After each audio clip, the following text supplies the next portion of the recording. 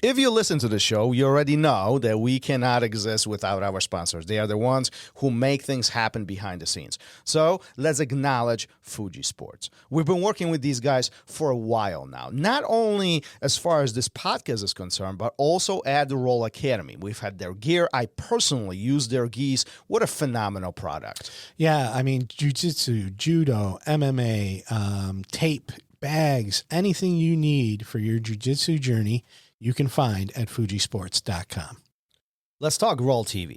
There's so much content on there. It's ridiculous at this point. But I think what is even more intriguing, as time went on during the project, we've been recording most of the events that were taking place here at RŌL Academy. At this point, I mean, we have guys like Chris Howder, Armin Fati, Rafael Lovato Sr., and Pete the Greek. I mean, there were so many different events that we've kind of recorded it. Don't you think that's amazing? I mean, points of reflection and kind of going back for all the students to see what really happened and refresh their memory. Yeah, I think it's great, you know, being able to go back and look at all these high-level practitioners, Octavio Cudo, like one of the names you didn't mention. And I mean, just these guys that have been doing this for so long come in, teach these amazing seminars and workshops, and it's all recorded and there for you to watch. Yeah, absolutely. So if you want to get additional savings on all this, type in code RŌL Radio at the coupon and get additional 30% off of your membership.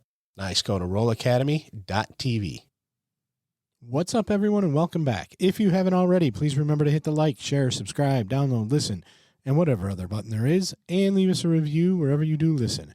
That ensures that we can continue bringing you the great guests and amazing content that you've come to expect. Today's guest is carving out a unique niche for himself in Jiu-Jitsu through his forward-thinking approach to Jiu-Jitsu culture and community. Jeff Serafin joins us to discuss how he has built both his team and community through that approach, why he wants his students to tap him out, why a great instructor should never hold anything back from their students, and what the future holds for Serafin Jiu-Jitsu. Here is the RŌL Radio with 4-time Fight to Win Pro Superfight winner, coach and instructor, 3rd degree black belt under Jack McVicker and Megaton Diaz, and owner of Serafin Jiu-Jitsu, Jeff Serafin.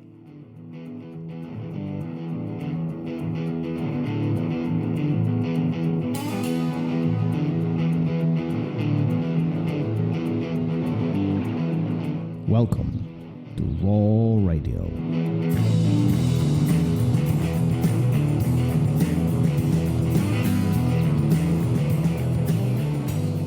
And we are live. Here we go.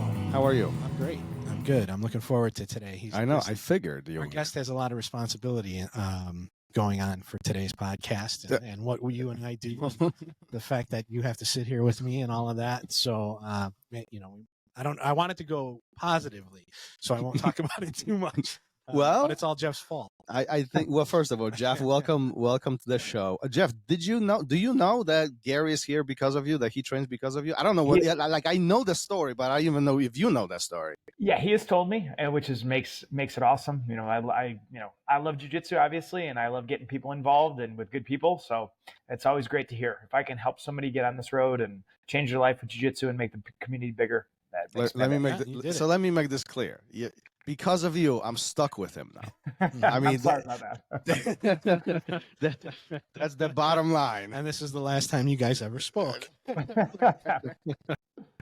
we have to throw out our friend Craig Foss, who is the in-between, who actually will be coming into town from Portugal in a day or two. Oh, beautiful. I didn't know he was coming in. That's awesome. Yeah, I reached out quick. I'll make it super short. I reached out to 2 people who trained in the city. When I moved out to the suburbs, I was looking to start something new. One of them trained under Jeff, who was Craig Foss, and the other is Christian, who trained under Pete the Greek. And both of them got back to me within a minute to say to try RŌL and one other academy, and here I am today, 7 years later, something like that. So thank you. No problem. But this also creates an interesting point of a conversation, how small the jiu-jitsu world is. And I think, you know, today, you know, Jeff, you and I, we've been on the mat for a long time, but today I think the positive saturation of Jiu-Jitsu Academy is so large that it's difficult to not to find an academy nearby you, right? But 7, 10, 15, 20 years ago, the world was very different back then, wasn't it? Very, very different. I know when I started, I grew up in the south suburbs of Chicago, not far from where you guys are now in Lansing. And I wound up training in Cherville, Indiana, across the state line, and it took about 30 minutes to get the academy I was at. It was the closest place. And I was 15, so I couldn't even drive. My parents had to drive me a half hour each way, hang out for an hour and a half while I trained, and then drive me back at night.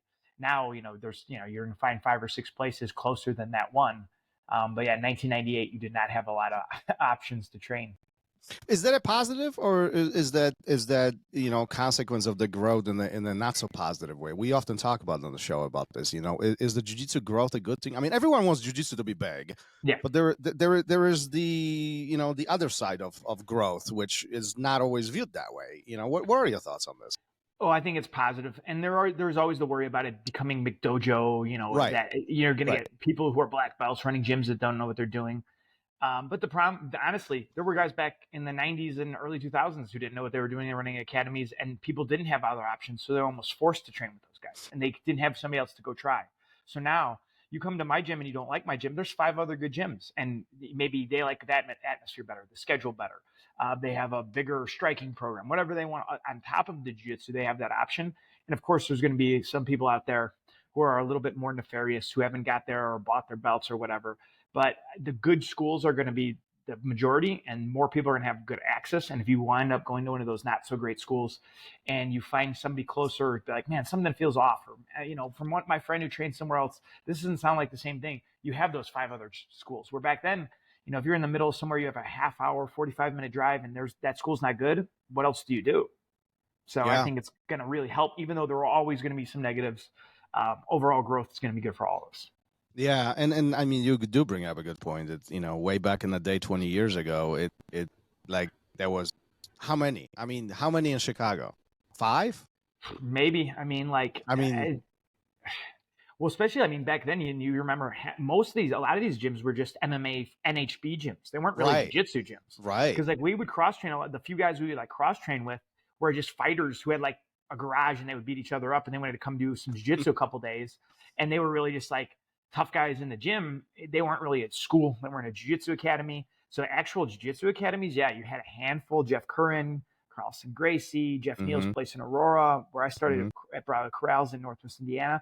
There were a tiny amount of gyms, and Chicago was a big city, and even in Chicagoland there were barely any. So yeah, and I mean, today, very different world, right? Not only in Chicago, local to here, but all around the country, and even around the world. I mean, I think it's difficult not to find if you are in a major city, it's difficult not to find a jiu-jitsu, and especially with popularity of the sport and of the art, and with big advocates like Joe Rogan and others. I mean, we can just talk about this million. I can't spit it out. Million different ways, right? But that growth is very visible, and have you noticed that growth in that positive way at your academy where you teach, in the sense of that people are seeking out that jiu-jitsu curiosity? Yeah, I think so. We're getting a lot of new people. We constantly, I've been lucky that being in Evanston, Illinois, I'm just north of Chicago. We have a major university, Northwestern. So we get a lot of kids from all over the country and world coming in, and we have a lot of people coming in. And, back when I started, even at teaching, not only just training about 15 years ago, a lot of people, you had to sell them on jiu-jitsu. You had to be explain what jiu-jitsu was. They don't know what this is. Maybe a friend told them about it, or they come into a gym because I taught at a gym that had other stuff, boxing and CrossFit and yoga.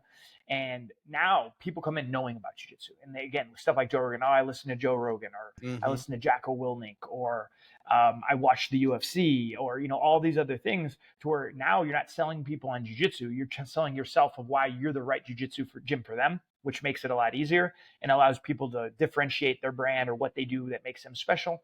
And, convincing someone, I remember the old days of challenge matches where you had to convince this guy that his kung fu was not going to be valid here. And, those guys, even when you did, they would never come train. Now, no one's coming in and I don't think this choke stuff's going to work. It's more why should I sign up? Do you guys compete? Are you guys self-defense? Are you Ks? If I'm older, is it okay if I train? Do I have to?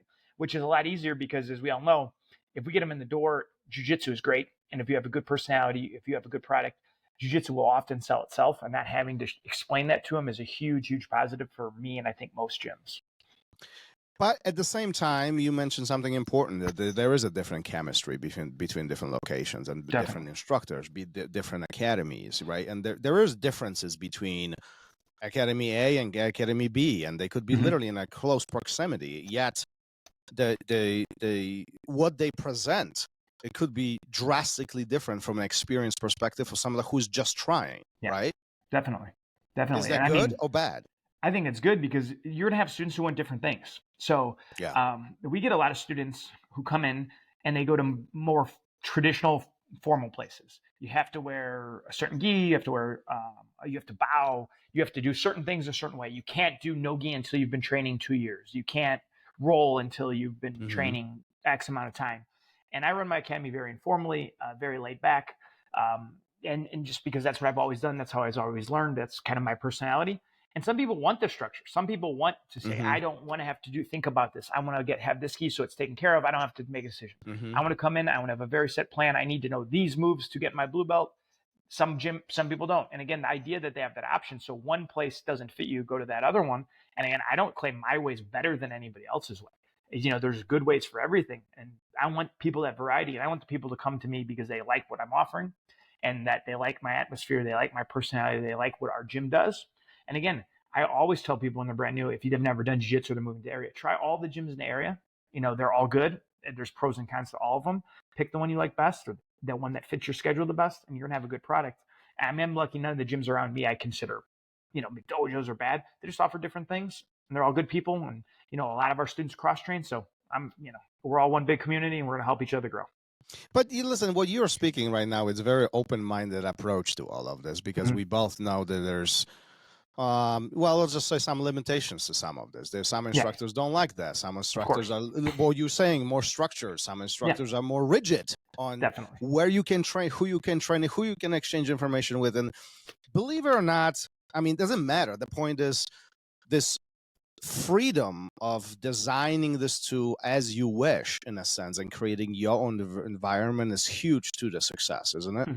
Yeah, that's why. I'm lucky that I have a lot of students who have chose to come train with us that have backgrounds that were already purple belts, were already brown belts, were already high level competitors. And I've had people literally tell me, we had a new student who moved in a few months ago, a brown belt coming from the West Coast, and he chose where to live in Chicagoland because he wanted to train in our gym, even though he'd never been there before.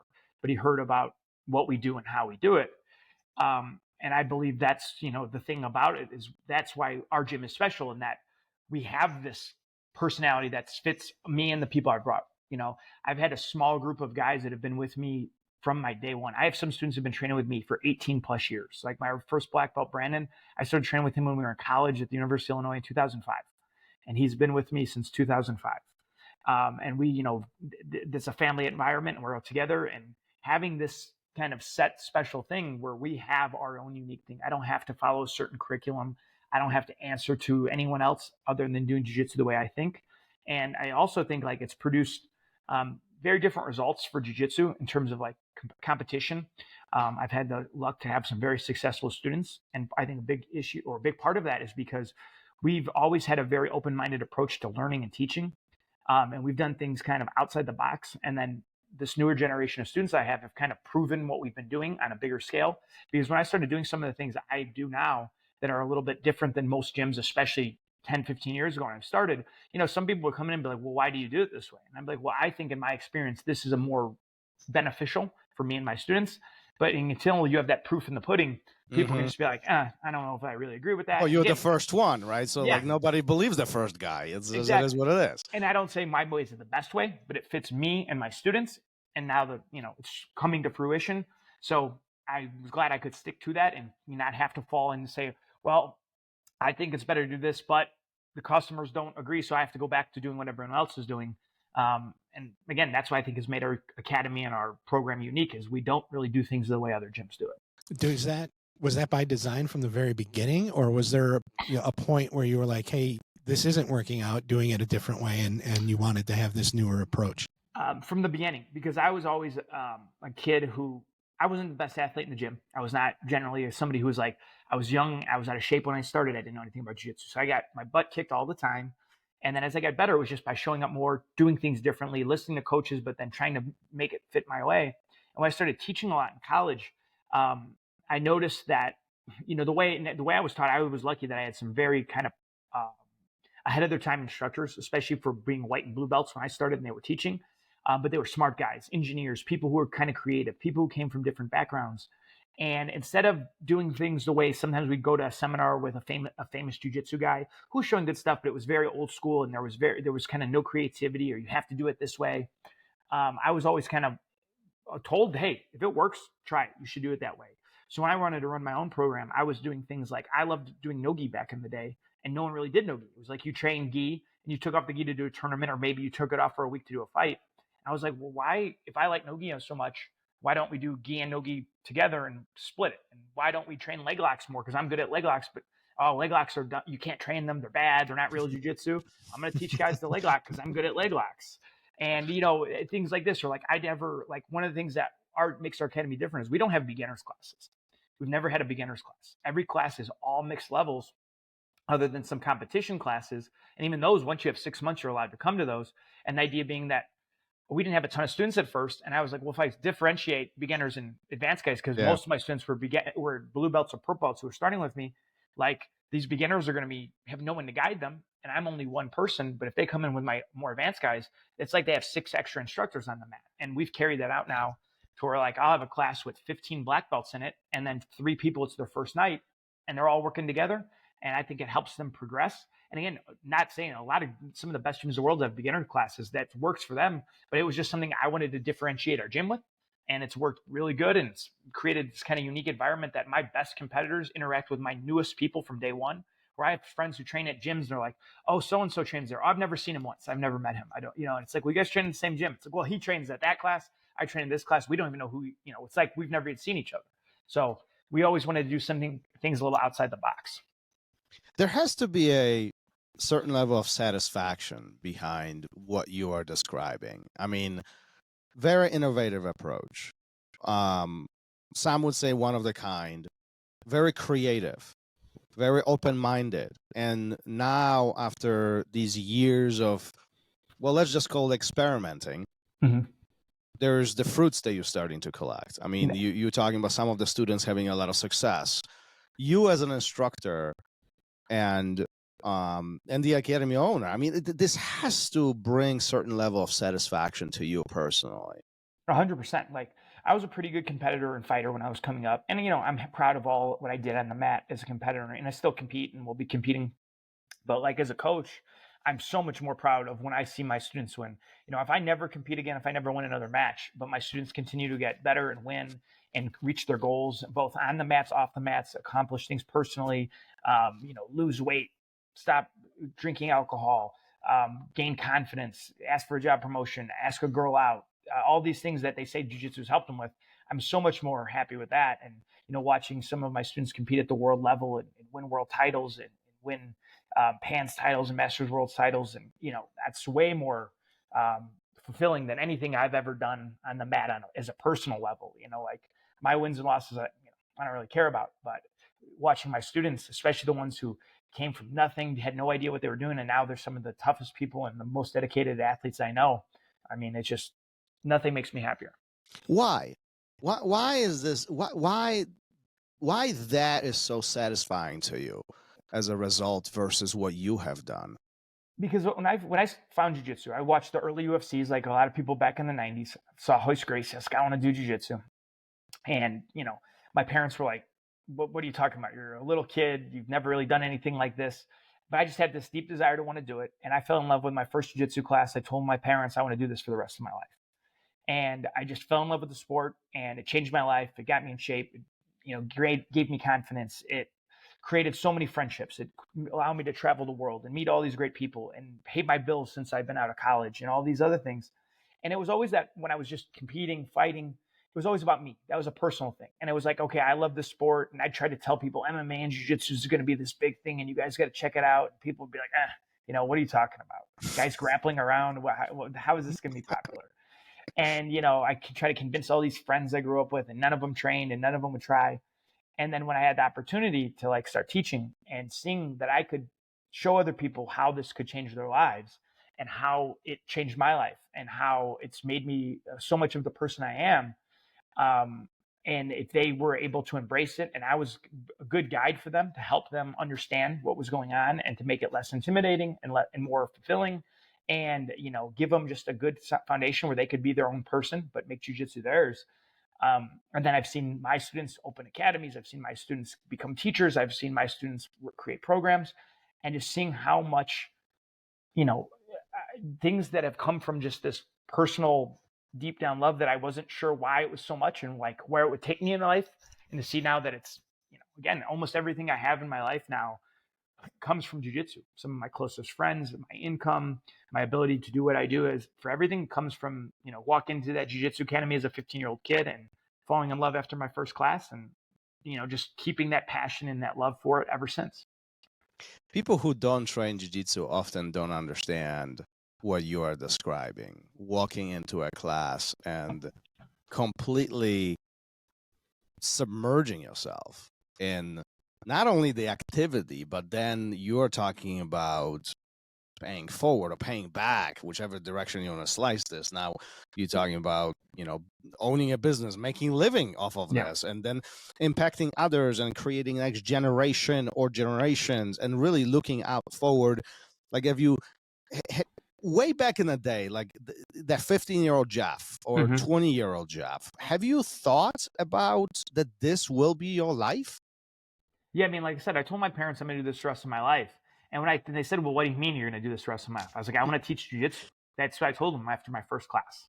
I want to teach jiu-jitsu. I want to know what the conversation was. What did they say? I want to know that conversation. Well, I mean, my dad, who was super supportive, you know, I wouldn't be here without my dad. Like, he drove me to all those classes and waited outside in the parking lot and picked me up and drove me those first couple of years.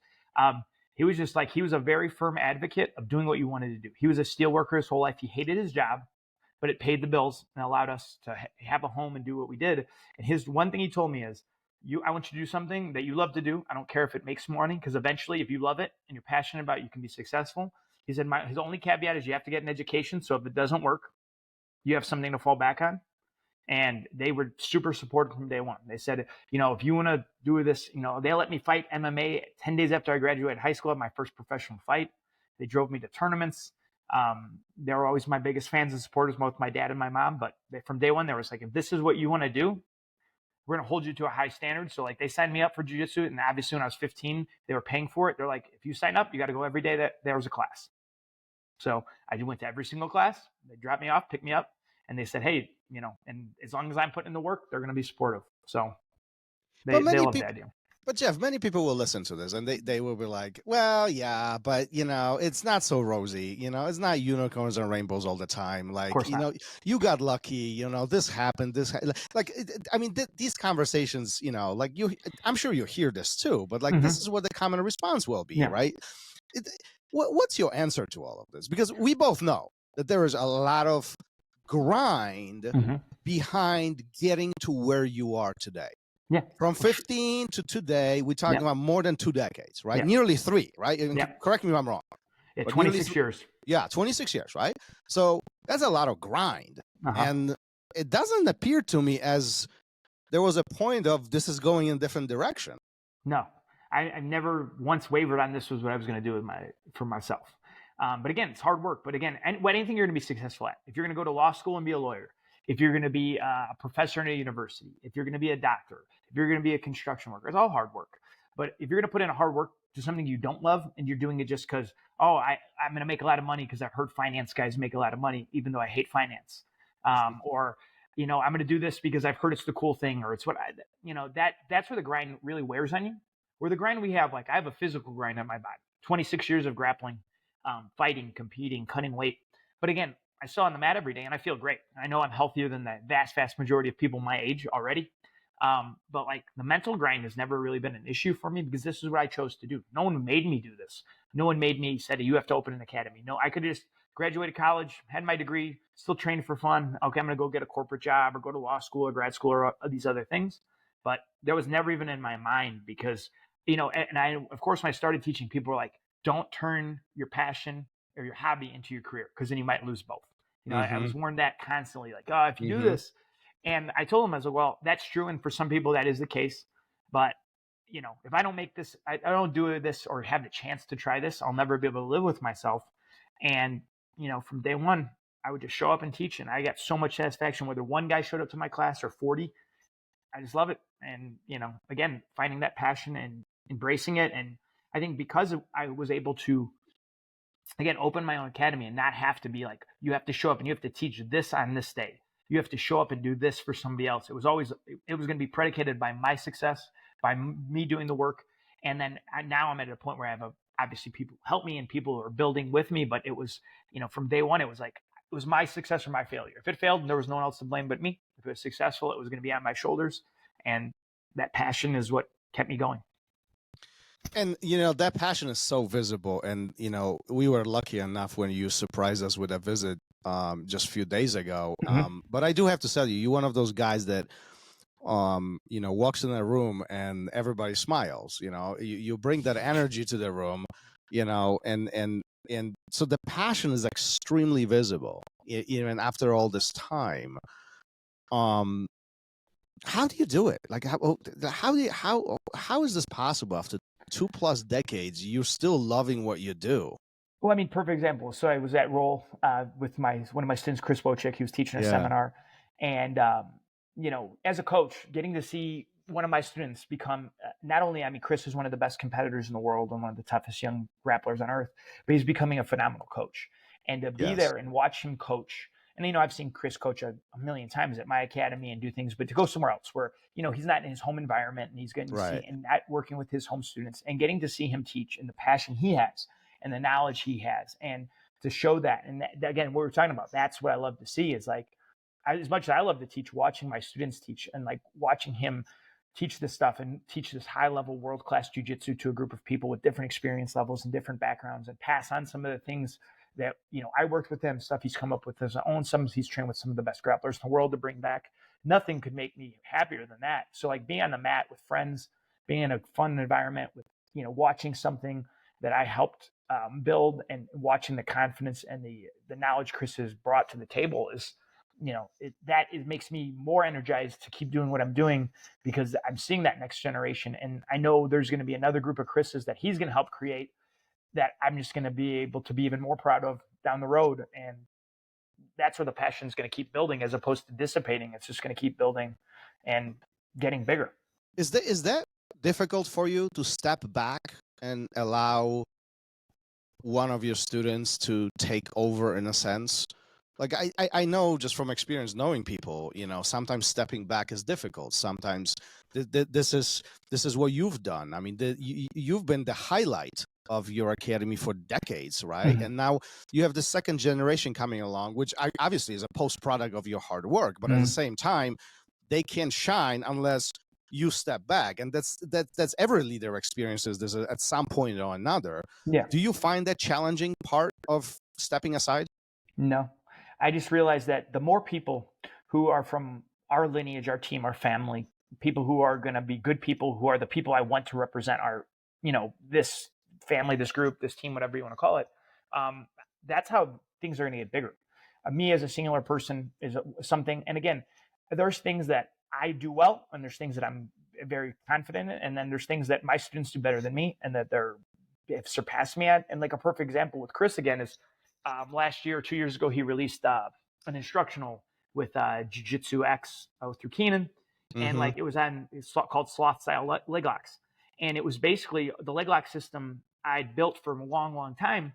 And then with Chris and some of my highest level students who really embraced it when they decided they really want to jump into professional no-gi and kind of modernize it and bring it all into a system. And I had a few guys tell me like, well, why are you letting Chris like put out an instructional? It's a lot of your stuff. And I'm like, well, no one knows who I am outside of Chicago. Chris is winning at the world level. I'd much rather see people learn from some of the unique things we're doing. And, and now why would I hold him back and say, don't do this or don't put this out because this is mine or I helped you do this. And that doesn't help anybody. I want him to grow. I want people to learn the stuff we're working because they see that what we're doing is kind of different than what everybody else is doing. Because our leg lock system was all self-taught for the most part. I didn't learn it from John Danaher. I didn't learn it from other people's instructionals. So I want that to get to the masses. And again, I'm just a 40-year-old black belt in Chicago suburbs who, outside of a few small people, no one really knows or cares about. But if other people can learn about what we're doing, that helps everybody grow. It helps Chris get to the bigger, a bigger stage. And, that's what my job should be as a mentor and as a coach, is to do things that are going to push my students ahead, both on the mats, off the mats. And again, it doesn't hurt me. It only makes everything in the bigger scheme of things better. For those of you who are listening and you not sure who Jeff is talking about, take a look at the or take a listen to the episode 188. That's with Chris. We just had him on the show literally recently. What a great story. So why, Jeff? So tell me, why so many people struggle with that? Why so many people struggle with letting go and having the succession plan, having the next generation to take over? I mean, so many people hold on to that knowledge. That's one, to that power. That's two, to that ability to tell people what to do. Like, that's so visible in the world today. Well, I think in jiu-jitsu specifically, I think the issue is that there's this old adage in jiu-jitsu: there's no ego in jiu-jitsu, or leave your ego at the door. Yes. And I completely agree at a base level. When you come in and learn, you got to realize you don't know anything. You got to realize you're going to get beat up. There's so many people better than you. But as you get higher level in the sport, especially if you're a competitor, you have to have ego. You have to believe you're really good. You have to believe you have something to offer. You're better at this position than your opponent. That's how you're going to tap them out. You're in better shape.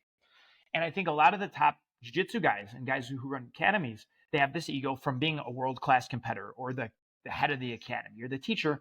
And obviously it feels good to be in charge and people to be under you. And the problem, I think, is when they get to that point, they start, not wanting to take a step back, both physically and on the mat, losing to a student. So they don't want to necessarily share all the information. They want to keep some things, stay ahead. Yep. They want to keep in that hierarchy where I'm ahead of you no matter what. Even though if you maybe are getting past me physically, I'm your coach, I'm ahead of you, I'm in charge, I'm the final say. Where for me, my goal is if all my students train as hard as me, they should get better than me and they should beat me. And, if I'm doing my job well and I'm teaching them well and I'm not holding them back, I want all my top competitors to be able to tap me out regularly, not because I'm letting them, or oh, see, here's my arm, you caught me in an arm bar. I want them to just go, if we roll hard, they're catching me as much or more than they're catching me. My job is to make them better than I was. So the only way I'm going to do that is by sharing the information, giving them the ability to do things that help me. I started to get better at jiu-jitsu when I started teaching more. So if I hold back and don't let them teach, if I don't hold back on technique, I'm showing them. If I hold back with knowledge from them, I'm only hurting myself, because in long term, I'm going to be holding my students back, which holds up the whole academy back. And I need to realize that if I'm doing my job well, I need to be able to delegate and say, hey, I'm going to be out of town this week. I want you to be able to teach. Or, hey, we want to open another class. I need people who are confident and really have the skills to teach. And it doesn't mean, oh, man, I really like to go. One of my black belts who teaches a morning class for me, Ramsey's a phenomenal instructor. I don't want people, I'm not worried about, oh, I like Ramsey's class better than yours, so I'm going to take yours. Good. Ramsey's awesome. You should go train with him. And if you can fit your schedule and you want to learn from him, it's going to make everybody in the gym better. Not oh, if he teaches this better than I do, or these students like it, who cares? He's my student. And again, he should be getting better than me. And if I'm helping him get to his path, both as a coach, a training partner, or a competitor, that's his job. And it's my job to make them better. And down the road, if something happens and I can't teach anymore, I want to have 20 great people who can do it as good or better than I did it. That's the whole goal. And this all sounds great. And let me, you know this already, but I share the same philosophy. I mean, yeah. I embrace the succession plan. I embrace sharing everything, full transparency, and getting the next generation be better than us. But yet, Jiu-Jitsu community is not always the same. There is this notion of not doing that for whatever reason it is. And does that slow down our evolution of what this sport truly is becoming or growing towards? I mean, I think it does a little bit, but I think overall that's happening less and less. I mean, you're seeing it every generation of top level, in competition, as a base, because it's the one thing we can really look at. You can't look at how good of a teacher is in a class environment. What does that mean on a broader scale? But you look at the competitors. Competition is much higher now, and the level of the competitors is higher now than it was 5 years ago, 10 years, 15, 20. So we're seeing the knowledge is getting out. The students are getting better quicker. And to the point of you're having more and more people open gyms. And, again, if we have quality people opening quality gyms, that's because coaches, heads of academies, head of affiliates are passing this knowledge down and are allowing these people to open up. Now, some are, again, way more, okay, you're opening an academy as an affiliate, but you're going to listen to me and I'm going to run that academy even though it's not my academy. And there are those people, but I think those are the outliers. I think more and more this community is realizing, because there's such a network of people who can help you and good people in this community who are willing to, give knowledge, cross-train, help, give ideas, help academies grow, that if you're stuck in a relationship with a coach that's not giving you that, you can find good people out there who can help you. I'm lucky that I've had a lot of people come to me, not even students of mine or affiliates of mine, but people are just like, hey, I respect you. I respect what you've done. Can you help give me advice? I'm always there for people because, again, I want jiu-jitsu to grow. And if you're not able to access some of that knowledge and some of that ability to, or some of that kind of passion that, a coach is like, oh yeah, you can open an affiliate as long as you pay me this much money and that's the only help I'm giving you, man, again, that's not good for that student or the jiu-jitsu community. I don't want people going to academies that are only run that way. So, you can make it out there to where even if you're not getting it the way you want necessarily at home or from your academy, there's still help out there. There are so many good people who will help you, just because if you're another passionate jiu-jitsu guy, again, it's kind of a brotherhood. It's always been that way. Anywhere in the world I've gone or my students have gone, they've gotten treated well. We got people who come here from all over the world. We all get treated well. And again, it doesn't matter what affiliation you are, what patch has on your gi. Who cares?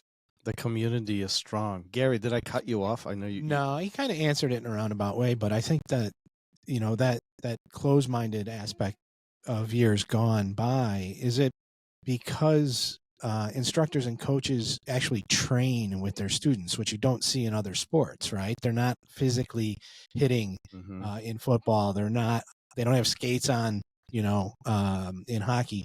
And I'm just wondering if that is what causes those frictions or that closed-mindedness. I definitely think so. Yeah. I think a lot of these guys don't want to lose to their students. Even though they want their students to be a world champion, they don't want to lose to that same student. And it's like, we had Kurt Osiander, legendary old school black belt. He came into town years ago to do a seminar, and we and him were got dinner. One of the things he always jokes is his thing is like, I'm teaching a bunch of snakes on how to bite me. And if I'm doing my job well, they're going to bite me more and more often, and I'm going to get hurt more and more. And, some instructors don't deal with that well. Some instructors, again, they want to be the king of the castle. They want to be on the roost, and they want to be like, I'm the best guy here. And then what happens is either they don't share knowledge or they just stop training altogether and they kind of sit off to the side. And then they're like, I'm the best. If I roll with you, I tap you, but like I got an injury or this and that. And again, obviously some guys really have injuries. You can't roll with everybody, but it's like some of these guys, that's where they do that. Ego just takes over. And then there's like, I can't lose to a student in front of me. One of my students sees me get tapped. Oh, they're not going to train. It's like, dude, most of my students who've been with me a while have seen me get tapped and seen me get tapped quite a bit. There's some good people who come on our mats, both our students and from other places. And, I'm not Hickson Gracie, so you're going to see me get tapped. And I've never had a student not train with me or quit or want to leave because they saw me get tapped out. You talk about a lot of team building and really passing on that knowledge that you've been building for 20 plus years, especially here in the area of Chicago, local to us. Do you find yourself as one of the pioneers of jiu-jitsu in Midwest? I don't know what pioneers would be, I don't know, I just feel like I've been around a long time and I've helped a lot of people on their journey. Well, let me rephrase. I think you're sugarcoating this because how long you've had your academy? How long you've been teaching? Just about 16 years I've had my academy. 16 years. Yeah. 16 years. When you opened your place, how many other places were there? Man, I don't know, maybe 10, 12, something like that. How many places are there now? I don't even know. Hundreds? There's gyms. I'll have a student say like, hey, I have a friend who moved to this area. Have you ever heard of this gym? And I'm like, no, how are there this many gyms? I don't know. I feel like there's a new place opening up every week. That's how I feel about it. 100%. But even, jokes aside, you've been the Sloth Jiu-Jitsu, the Serafin Jiu-Jitsu has been around for a very, very long time. Yeah. You have to feel as a part of it. Like I feel like I look up to you. I feel like I'm a rookie when it comes to doing this, when it compares to you. Like you've been around the block for so long, and yet I feel like you're one of the less appreciated in a sense of visibility, if you know what I mean. I think part of it is because of how I came up. I felt like there was a group of the guys, like when you started, we all started, that I was one of the few guys, and still am one of the few guys in Chicago in this area that wasn't a Carlson guy. So I came up and luckily I had the opportunity to train with Carlson Senior a little bit because I'm really good friends with Miguel Torres. Yeah. Me and Miguel actually started together at the Academy, Braulio Corral's Academy. Mm-hmm. And when Miguel started training with Carlson Senior, when I'd be home from college, he would bring me up and we'd be training for MMA. So I'd stop in, but I was never like a Carlson guy. So like I'm outside of that lineage where so many guys, whether it's Mark Vives at New Breed, whether it's you or all these guys, they have those Carlson tentacles to where like, and which is amazing. Obviously Carlson Senior is one of the legends of the sport, wouldn't exist without him, and Carlson Jr. and all these guys. But because I was on the outside of that, I was never, ingrained in that part of the community. And I was young. So when I started fighting MMA and I was going to corner fighters, I was 17 years old sometimes. So I couldn't go to this fight because it was at a bar, or I couldn't go to this venue because I was an 18, or, all these things to where like, I was always kind of just off to the side because I was a young kid. I was always the youngest guy in my gym. I was always the youngest person here. And then when I went away to school and I was training with my coach, Jack McVicker, down in school, I was away from Chicagoland for a few years. And that's when I started really fighting MMA and coaching a lot. So I was in Central Illinois. And, if you thought Chicago didn't have a lot of jiu-jitsu back then, Central Illinois definitely did not have a lot of jiu-jitsu back then. So yeah, it was just like I was always on the periphery, even though I was training and competing with and fighting a lot of these same guys. So I always kind of feel like, even though I've been in the community forever, I've always felt like a little bit of that outsider because I wasn't part of that Carlson family, or even later the Compredo when he came here. There were all these big names that were kind of where the hubs were, and I was always on the outskirts doing my own thing, which again helps me build my own brand and my own identity. I didn't have to fall into that Carlson lineage or that Compredo lineage or that Gracie Baja lineage. We had our own lineage. We did our things our own way, and I think that has always kind of kept me into like, I wasn't trying to be famous. I just wanted to teach jiu-jitsu and have fun. So if people would find me, great. But, that always kept me a little bit different. I think that's the refreshing part about you is that this almost I don't care attitude in a sense of it doesn't matter. It just doesn't matter where you come from. Doesn't matter who you are. Doesn't matter what rank you wear or what brand you wear or what patch you have on or where your past is, or like it just doesn't matter. Just come and train. And there's really not many instructors who embrace that approach. And I think that's really what's refreshing here. Well, what's funny is like I always tell people, like my coach, who I got my black belt under, Jack McVicker, he's a coach. He's one of the most accomplished jiu-jitsu guys in the world. One of America's most accomplished ever. He just won his 14th black belt pants title just a couple weeks ago.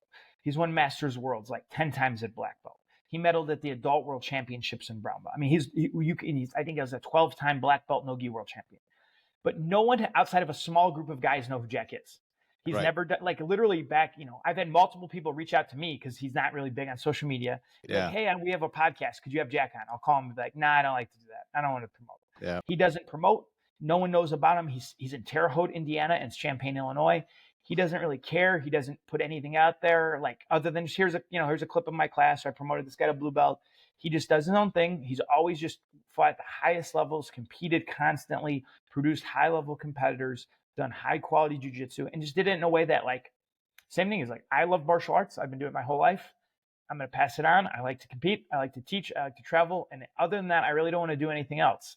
And he was never like, when I started my academy, and I, of course, asked him for advice, and he was never like, oh, what you got to do is marketing this or social media this. Or it was just like, give a good product. And he's like, the main thing you need to do, show up regularly, learn everybody's name so they know you actually know who they are, care about who they are, and just give them good energy, and they're going to be with you. And that was the kind of thing where, and Jack's been that way for the whole time I've known him, that he doesn't ever worry about that stuff. He never worried about, I'm an affiliate under him. You got to pay me this much a month, or you got to run your gym this way, or it was just, hey, you're a student of mine. I love the results you're doing. I love the energy you bring. I love having you represent me. That was it. So that was kind of a top-down thing. And, again, Jack has never cared about who you are, where you're from, making him more famous, making him more money. It was just kind of like, let's do jiu-jitsu. I love that part. I mean, I love that part. And you mentioned some important things from a instructor perspective, being approachable, knowing names, knowing, being empathetic, showing them that they really care. Do you think that those are the important points after so many years being in business? 100%. Like I take, I have obviously our academy has grown a lot over the years, but I know every single person who comes in my door. I can tell you their name. I can tell you what they do. I know if they have families. And it's like, I'm not doing that just so I can do that. I mean, these are my friends. These are people I care about. And again, I want them to be successful on and off the mats. I want them to learn. I want them to love jiu-jitsu the way I do. I want them to get the benefits they can on. And one of the things I'm really big on is I want a community where people come into the gym, and obviously you're going to try to beat each other up. That's what we're doing on the mats. But I want people to care about each other off the mats. Like last year, 2 of my students got married, and I got to be the officiant of their wedding in Arizona. And half the wedding was our jiu-jitsu team.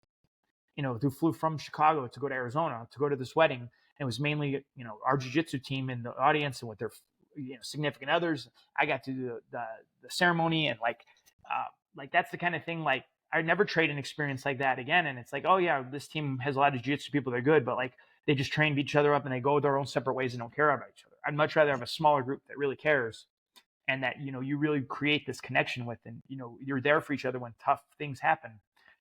Than just, I have an extra 50 students who pay me monthly membership, but I don't really care about them or know who they are, or they don't, care with, they're not friends with each other. That's not the business model. Yeah. Quick story about Jeff. I went to a seminar at your old location where it was kind of nondescript. Mm-hmm. Looked in the window, saw that's where it was, but somebody was coming with me and they weren't familiar with the area. They were lost. So I was texting them, and it was a crappy rainy day, and Jeff comes running out in his gi. Gary, and we'd only met once before. Are you lost? This is where we're at. Where I could see a lot of other people just looking out the window, like, what's this idiot doing? Like, we're right here. We're right here. But no, everything we're talking about, Gary, he felt bad for you. Okay, I know it's raining, old guy outside. I mean, there's a responsibility there. Sure. Yeah. But and it's funny, everything we're talking about. Like, if you don't know where Evanston, Illinois is, it's a college community. It's a diverse community, which leads me to thinking about your own, the Sloth community. Mm-hmm. It's diverse. It's different ages, different colors, different religions, different backgrounds. And it's amazing that, all these things are intertwined, and not by design. I don't think. I think, it's like it unfolded in front of you this way. Yeah. And that's just a testament to what you got going on and the people that train under you or with you. We have a joke like that. Like I've been had this academy, 16 years. I've never had to kick one person out of an academy, which, I think is a great thing, because so many people, one of the questions I always get is like, what happens when you have to kick somebody out? It's like, I don't know. I've never kicked anybody out. I'll let you know. And a big thing about it is like, it's kind of a self-regulating system, in that like, oh, if somebody comes in, we're going to beat them up and they're going to leave. It's just like, if people come in and they don't vibe with our attitude and kind of the gym and the culture, they're just not going to stay. And again, they have plenty of good places, like we talked about, to train other places. And then we get a lot of people who, hey, I tried gym X over there out, and I like jiu-jitsu, but man, they're a little bit like kind of extreme for me. They're a little meat-headed-ish for me. Man, I like your gym because I just feel more relaxed and calm. Great. Those are the people we want. So it's very much like myself and my original kind of assistant instructors and the guys who kind of been with me from the start, guys like Brandon, Ilya, some of my earliest students, they have very similar attitudes and very similar outlooks. So you just bring people in, and, my earliest student group was very diverse, different ages, sizes, shapes, backgrounds. So whoever came in kind of wasn't like, oh, I'm the only guy who's like this. There were always somebody different, So it's somebody else that, oh, I'm not a one of a kind here. There's a lot of different people here. And okay, this guy is not exactly the typical jiu-jitsu guy.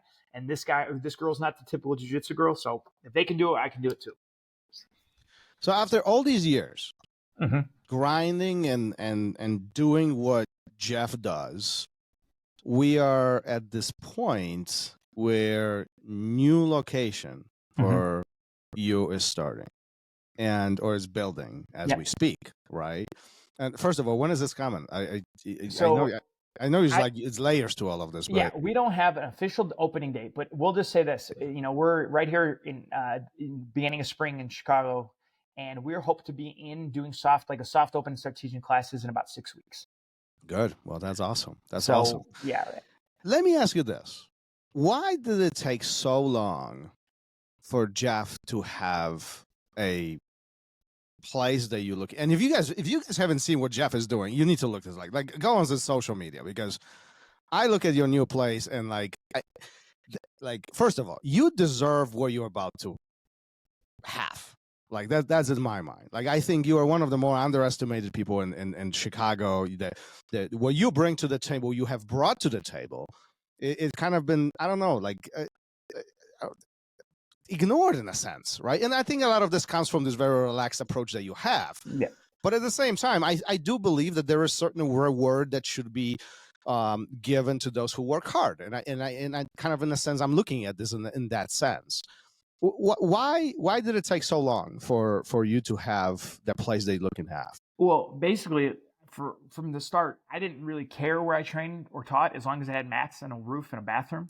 So Right. like I was always in the idea of I'm gonna like I've talked about my original academy when I trained when I was a kid at Bradley Corral's gym. We shared space with a karate gym. My coach Jack in college, we had to roll mats down into a racquetball court in the basement of a fitness center, and at night we have to roll them back up and move them. So it was never about, you have to have the nicest mats or the nicest facility or the nicest this. It was just, we need mats and a place to train. And so like when I started, obviously, like, I started in an old boxing gym in Evanston where I started my program. We had a room with no windows that had old wrestling mats that had been left there. And we started with 2 students and just kind of like slowly built up. So, when that location closed, we moved into a smaller, storefront spot, the spot Gary was at. And the same thing was just, we got some mats, threw them in an open room. And as long as we had mats in an open room, we could build an academy. And, and now Jim Hennessy, who's one of my brown belts, he came with this idea. He wanted to build this super facility. He's like semi-retired from his actual job and decided he wanted to build something special, and he wanted to make jiu-jitsu the backbone of it. So, it's kind of his brainchild, and it was more just like, hey, do jiu-jitsu, bring a jiu-jitsu program over there, and I'll take care of the rest.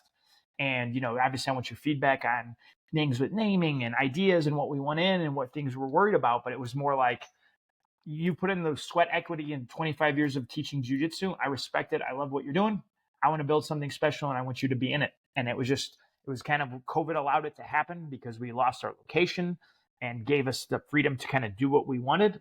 And so, now that it was the right time, right place, just everything worked out. And now we're building something that we're super ecstatic to show the world in the next few weeks to months, because it's like nothing anyone's ever done in the jiu-jitsu or martial arts community before. Well, good for you. Good for you.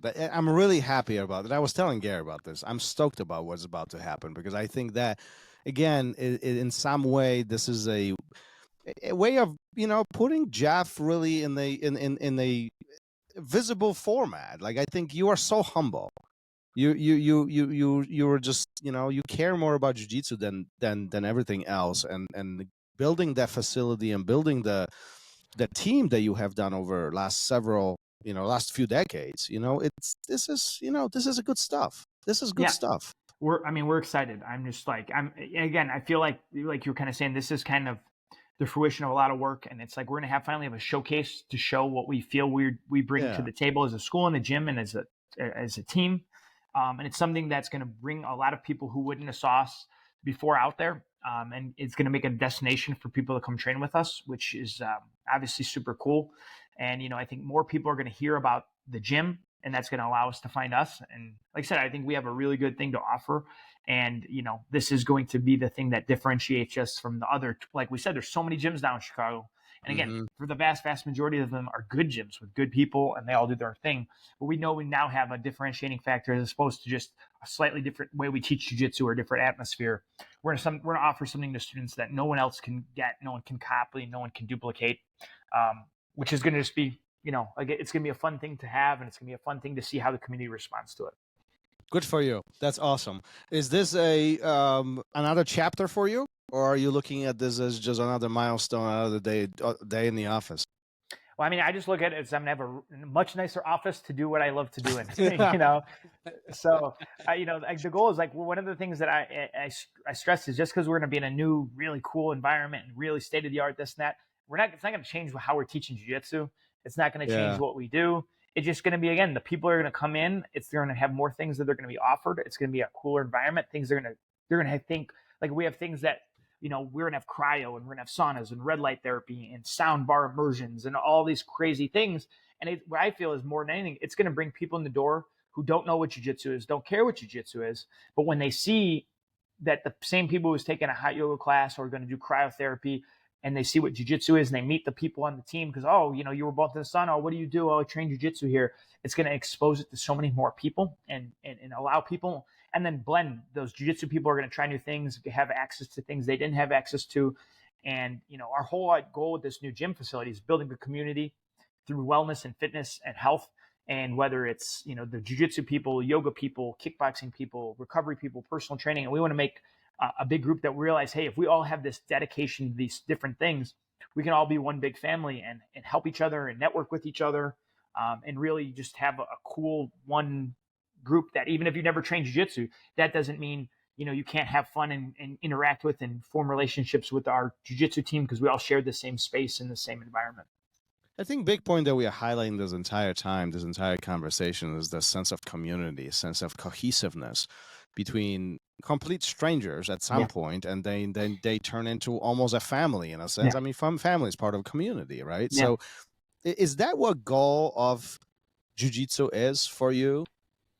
Creating this connection, these relationships? I think that's the goal of the academy. I think the goal of jiu-jitsu is to build confidence and, better physical health and the ability to defend yourself and all the normal things that you think of jiu-jitsu. But that's where jiu-jitsu as a general, just jiu-jitsu, the art of jiu-jitsu is for that. And I think the academy is about building that community, building that confidence, building a next generation of leaders of the community, helping people, find who they are, find what they need in life, find deeper connections. One of the biggest issues you hear about all the time in the modern world is how disconnected people are, and they're living their lives online, and that they don't have real friends. And if you get away, you start a job or go move away from college where you're not forced to interact with these people. How many men and women who are 30 years old that have no real physical interaction with anyone in real life, and they don't know how to do it anymore? And it's like jiu-jitsu is the perfect way to bridge that gap. Because you want personal interaction, you're going to get all the personal interaction you can handle. Well, you get personal, right? It's super personal. Yeah. And if you can get past that early stage of how awkward and how intimidating it is, and you realize, man, if I can go to this gym and I can get choked and smashed by this person, going out and talking to someone at a bar or going up and talking to someone at a coffee shop, isn't that scary? And it can help you build that connection. And just having those people, hey, I want to go grab a coffee with you after. Let's talk. Oh, you went to law school. I always wanted to think about going back to law school, but let's talk about it. What is your advice? Where you wouldn't have that connection without it. And that's what it really is. And building that connection and building that confidence to make more connections, that is really, really crucial. And I think that's one of the most beneficial things, especially in this time we're at now, that jiu-jitsu and a good academy will do. So I think that it's going to be a crucial thing to have places like jiu-jitsu gyms or a yoga gym or a CrossFit gym. And I obviously just think jiu-jitsu is something that, because it's so immersive, that you're much more likely to do it long-term than some of these other hobbies that people kind of fall in and out of. And not that some people don't with jiu-jitsu, but the amount of people I know that have been doing jiu-jitsu a decade plus is so much higher than most people have done other hobbies like a softball league or CrossFit or these other things. Because again, this pursuit of the belt, the next level, the keeping the relationships really keeps people in the door. Yeah, I often say, and Gary knows this, but I often say jiu-jitsu is the only sport where you come in with the smile, you get choked out, you leave with the smile, and then you come back for more, and you pay for all of this. Well, I mean, I always tell people this story, and my first day of jiu-jitsu, I'm 15 years old, never done a day of jiu-jitsu in my life. I'm out of shape, haven't played sports in a while.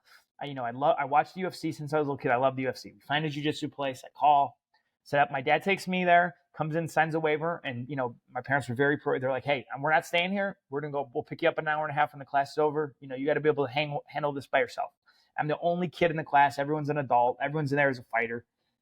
And my first class, we do some technique. I don't remember, probably like an Americana from the mount, something simple. And we start to roll. I've never rolled before. I get choked unconscious. Your first day. My first roll ever. I didn't even know that. Okay. Yeah. And of course, I'm fresh meat. I'm terrible. I don't know what I'm doing. The guy I roll with wasn't even trying to be mean. He had trapped my arms and he put a cross choke in. And I didn't know how to tap with my feet or snap my fingers or do these things. So I'm trying to fight. I go to sleep. I wake up and I'm looking at the ceiling. No idea what happened. And, I didn't think anything weird of it. I just assumed this would happen every day. I didn't even tell my parents because I didn't think it was anything. Oh, yeah, I got choked and got beat up. And I look back that if I would have maybe told my parents, like, oh yeah, I got choked unconscious my first class, that might have been the end of my jiu-jitsu career. Yeah. But, and looking back now, if one of my students choked a trial person, like in their first class unconscious, like I'd be, one, I would never let that kind of person roll with a new person, especially if they're underage. They've never trained before. And I'm sure I was a spazzy white belt, but I mean, I was terrible. I couldn't do anything. And by that point in class, I was so tired from doing the calisthenics and the technique. I couldn't even have been going that hard. And again, I don't think the person was trying to hurt me. I think it was just like, oh, he'll know to tap some other way because his arms are trapped. Right. So, and again, I didn't dissuade me from training. I walked out happy and ecstatic. So even getting choked unconscious doesn't necessarily dissuade you from having that smile going in and going out. What a great! I had no idea. I did not know this story about you. Yeah. That's a great story. Look at you, Gary. Well, See, Gary, yeah. stop complaining about things. I don't complain about nothing. Nothing. Jeff, as we creeping up to the 60-minute mark, what we do at the end of every episode, we have a question for you from our previous guest. Okay. However, she didn't know who's going to be answering it. So think of it as a question completely in blind. Gary's going to take a lead on this. It's going to be a good one. Yeah, Cool. this is a good question. This is from Rose Miller. Okay. And Rose wants to know if you could implement one rule or take something away from all jiu-jitsu academies, what would it be? Uh-oh. Now, okay, I just want to preface it. Are we talking about like a technical rule, or like we're not allowed to do this? Anything. I think it's either. It could be cultural. It could be technical. Anything goes. But it goes across every academy in the world. Okay. That's a tough one because, I'm lucky. You're going to piss off a lot of people right now. Well, no, I was going to say, we're lucky that I got, there's no rules like in my academy that I don't like because I made my academy the way I want. So like a lot of the rules a lot of other academies have, we already don't have. So I'll do two. I'll do a technical one, like that's not going to upset anybody, that I think is a good rule. And then I'll talk about a cultural one. Okay. So technically, there should be no jumping guard. Jumping guard is the most dangerous thing in Brazilian Jiu-Jitsu. Agreed. I don't think it should be allowed other than it's like a high-level, pro-level show. I've seen so many injuries where people have their knees blown out. In that maliciously, it's too dangerous. So no jumping guard. Again, pull guard all you want, sit guard all you want, but no jumping guard. That's so on a technical level. I think that should be implemented in competition, training, all those things. And I think one of the rules that I would say, I think is, and again, a lot of gyms have this rule. I don't have this rule. I've never had this rule. Is I do not think there should be any hierarchy in terms of who's allowed to ask who to roll and who's allowed to turn down rolls. I've seen this happen where a guy, a visiting blue belt at some academy asks an upper belt to roll and then they get beat up because they asked a brown belt to roll, or a black belt asks a blue belt to roll and the blue belt says, no, I'm tired, and they get mad. It's there's times I don't want to roll around and it's nothing personal. And there's times where there are people I don't want to roll with because, maybe I'm tired and I have a bad knee and you're 295 pounds and vice versa. And again, I'm a firm believer in jiu-jitsu. I've just been doing jiu-jitsu longer than my students. I'm not a better person than them. I'm not, at a higher level. They don't need to bow to me. They don't need to call me anything other than Jeff. So like the idea that they can't ask me to roll, I can tell them no. And sometimes I do. And sometimes I'm like, what? I'm just not feeling it. I'm taking today off. But like that rule, I've seen it lead to so many fights or people getting green lighted or beat up, and I'm just like, we're all training partners, there's no one here who's that much more special than anybody else. So I don't think anybody should be getting in trouble or beat up or getting yelled at for asking to roll or being turned down from rolls. I think it would be as simple as zero. I love it. Yeah. I love it. This was great. I thought you were going to change the world with one of them. Like I said, there's a lot of rules I find in other academies. And I just, like I said, I'm lucky. We have that rule. Anyone can ask anyone to roll. So like all the rules that I don't personally think are that fulfilling, we don't have those. Like every time we have somebody come with.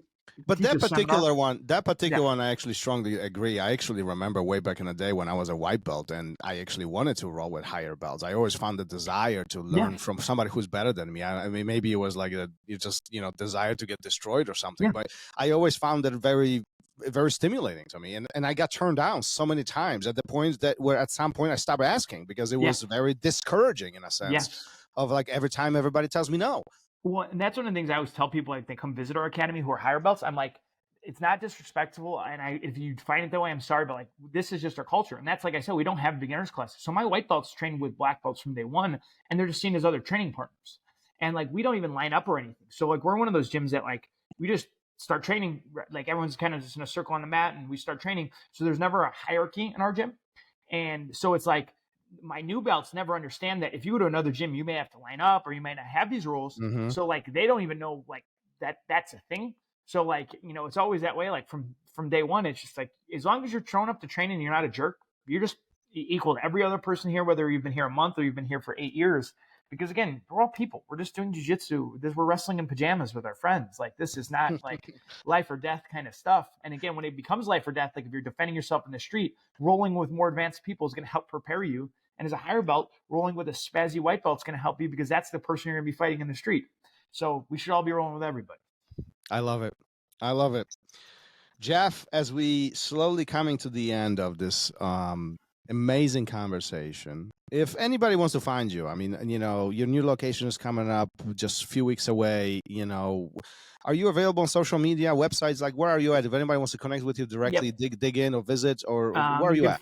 You can find us at serafinjiujitsu.com website. You can find us at Serafin BJJ on Instagram. My name, Jeff Serafin, on Facebook. Instagram is probably the easiest way. We seem to have a lot of interaction on that. Our new gym is going to be opening again soon. It's going to be, this is kind of actually, you guys can have a kind of a special story. We've never officially announced our new gym's name. So we have officially cleared it. Are you going to announce this right now? Yeah, we'll tell you guys. Where's the drum when you need it? We've officially cleared the name through legal because we kept having some issues with some of our previous names. So our facility is going to be called 1801. Because our address is 1801 Central Street. So we're coming with just a cool, very modern name. So like our website will be like Gym 1801, but it's just 1801 is going to be the name of the facility. It's just going to be a very kind of high-end specialized space. So we wanted a kind of a cool, unique name. So 1801 is going to be space. So I'll ask you right off the bat now, because everybody's going to start thinking that. Is Serafin Jiu-Jitsu fading into 1801, or Serafin Jiu-Jitsu will continue existing? Well, yeah, we're Serafin BJJ. The Jiu-Jitsu program will still be Serafin Jiu-Jitsu. It's just the facility is 1801. Just the facility, 1801. Yeah, we want the facility we want the facility to have its own identity because, again, we're going to have, you know, hundreds of people in the gym, and not all of them are going to do jiu-jitsu. And not everyone's, you know, we're going to have personal training, sauna, yoga, all this stuff. And as much as we want people to try jiu-jitsu and experience it, we're going to have, you know, 50 people who are only doing yoga and doing nothing else. We're going to have people only come there for personal training. So we don't want to intimidate and be like, oh, this is a jiu-jitsu gym that happens to do other stuff. We're a gym that happens to have jiu-jitsu as the backbone, and it's kind of the main component of the overall wellness that we're doing.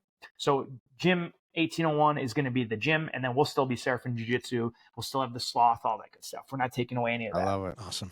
Gary, sounds like a trip in the very near future for both of us. I'm going to break the news to you and Margaret right now. Margaret and I are moving back to the northwest side of the city, so I have to be closer to 1801. I've given the south suburbs 8 good years of my life. There you go. Out of here. Okay. So I see where this is going. Yeah. Jeff introduces you to rules. Takes you away from IC. Yeah. Sorry, Jeff. Now you're stuck with me. Hey, we're gonna need some good employees and people to help with the program. So wow. And we're gonna have an apartment up there, like this really cool high-end apartment that we're going to use. Nice. So, great. Love it. Never know. Yeah. Margaret works in the city. I think her commute just got cut in half. It's good stuff, man. I'll talk to you on the side. Yeah. Yeah. I see this episode is hitting all kinds of times. Somebody's got to escort me out of the building, though, because I'm going to get my head kicked and not my way through. All right. 1801. I love it. Jeff, thanks for being here. Thanks for having me. It was a great time. Great connecting with you guys. I'm glad I got to see you guys a few days ago. So it makes it even better. It was great. It was a great surprise. It was a great surprise. Chris. I had no idea. What a great surprise. Well, I wanted to, I told him earlier because one, that way I knew he'd have an uke, and I like to watch him teach, but also, on a side note, one of my best friends, his son Emmett's been training with you guys, and I wanted to come see Emmett on the mats for the first time, and I loved seeing him so excited about jiu-jitsu. So I wanted to come and see him before the seminar too. So it hit 2 things that same day. So. Yeah, when I saw Emmett that day, I was like, "Did you see who's up front?" He was like, "Yeah." So it was awesome. Yeah, Jeff, one more time, thank you for being here, and thank you for sharing your story. I really truly appreciate what you've done for Chicago, for Chicagoland, for Jiu-Jitsu community, but your impact often, I think, is underestimated, and it's so huge in the last couple of decades that thank you is not enough. But I appreciate you being here and sharing the story. Well, thank you for having me, and thanks for those kind words. Again, I love seeing what you guys are going down there, and both north and kind of south of the city. We're going to keep the jiu-jitsu community getting better, more professional, more open to everybody, and it's a effort for a lot of us, not just one of us. So, all right, Gary, before you get fired, before I hand in my resignation, listen, Jeff knows how I feel about him. I've told him, and I've met quality, amazing people through Jeff. We didn't talk about Gen Z today. She's wonderful people. And Chris, you brought up, and then Craig, who introduced us, right? Or yep. Kind of put us together a little bit. Amazing. The community is what it's all about. And that's the way I feel, especially after having started this later in life. It's the support, the sharing, all that stuff that Jeff has got going, I think just bleeds over to everybody who meets him or anybody who's trained with him. So I have to thank you for that. And I wouldn't be sitting here if it wasn't for Jeff getting back to Craig within 30 seconds of me asking where to go train. So thank you. Well, I'm glad. And again, I love to hear those stories, because the amount of times I've suggested people to gyms or jiu-jitsu who never even showed up one time, when somebody does, and then it helps change their lives, that makes it all those hundreds of times that were wasted worthwhile. So I truly mean that. Awesome. Well, thank you so much. All right, guys, let's wrap it up for today. Great conversation. And Jeff, we're looking forward to seeing the amazing things you're about to do. Yeah. Thanks for hanging out with us. I look forward to having you guys up there. And I just want to say shout out to my wife, Ellen, and my son, Brody. Every time I'm anything, I always want to say, shout out to them. I would not be here without them and the inspiration to work for those people. So, always shouting out my love to those two. Beautiful. Awesome. All right, man. Let's wrap it up. All right, peace. Later. Thank you for listening to RŌL Radio. If you enjoyed the show, don't forget to leave us a review and help us make the show even more amazing. For future episodes, check out our website and follow us on all major podcast platforms. Take care.